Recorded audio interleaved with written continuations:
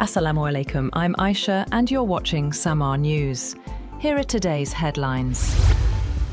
Iran has ruled out immediate participation in a new round of negotiations with the United States. At a press briefing, Iranian Foreign Ministry spokesperson Esmail Bakai said Tehran currently has no plans to join a second round of talks with the US. He cited Washington's unrealistic demands and constantly shifting positions as major obstacles to diplomacy, adding that the US is not learning its lessons and is not serious about negotiations. Bakai accused the United States of violating the ceasefire from the very beginning of its implementation. He said Iran had informed Pakistan, acting as a mediator, about these violations, particularly highlighting the continuation of the US naval blockade as a breach of the agreement.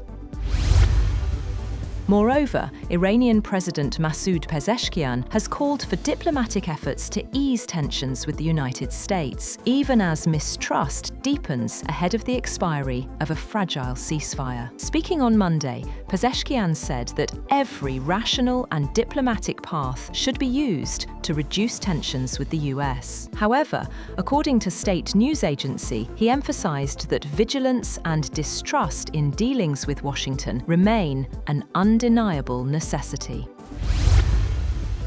Concerns have grown that the ceasefire between the United States and Iran might not hold after the US said it had seized an Iranian cargo ship that tried to run its blockade. The US military said it fired on an Iranian-flagged cargo ship headed towards Iran's Bandar Abbas port after a 6-hour standoff, disabling its engines. US Central Command said Marines then rappelled from helicopters onto the vessel. President Trump wrote on social media that they have full custody of the ship, while Iran's military said the ship had been travelling from China. A military spokesperson warned that the Iranian armed forces would soon respond and retaliate against this armed piracy by the US military.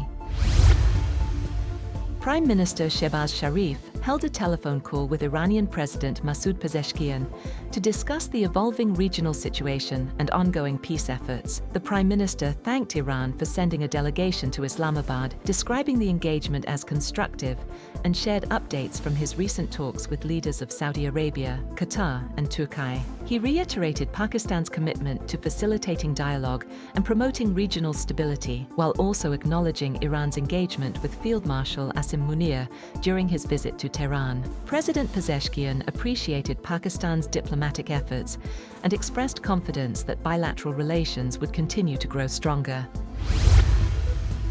President Donald Trump has said that his representatives, Steve Witkoff and Jared Kushner, will travel to Islamabad on Monday for fresh negotiations with Iran. However, US media reports suggest that Vice President J.D. Vance is again expected to lead the US delegation, despite Trump's earlier statement that he would skip the talks. Trump wrote in a social media post that failure to accept the proposed deal could lead to US strikes on Iranian infrastructure, including power plants and bridges. He described the offer as fair and reasonable, but made clear that military options remain on the table. Meanwhile, security and other preparations have been completed in Islamabad ahead of the second round of US-Iran talks scheduled for Tuesday. Heavy police deployment and barbed wire were seen around the hotel in the capital's high-security red zone, where earlier negotiations were held.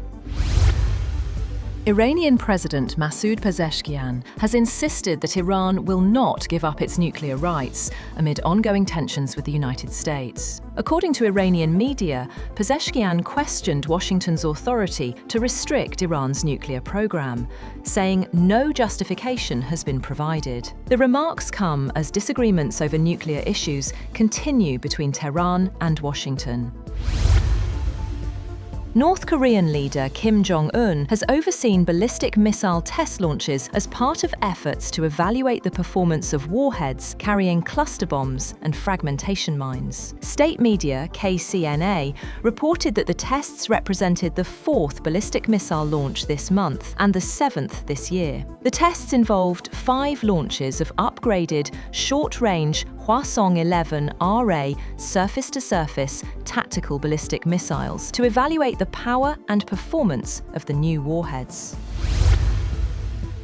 Oil prices have jumped more than 5% on fears that the ceasefire between the United States and Iran could collapse after the US seized an Iranian cargo ship while traffic through the Strait of Hormuz stayed largely halted. Brent crude futures advanced $5.08, or 5.62% to $95.46 a barrel, and US West Texas Intermediate was at $88.86 a barrel, up $5.01 or 5.97%.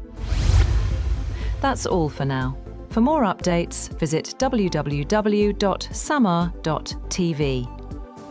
Thank you for watching SAMAA News.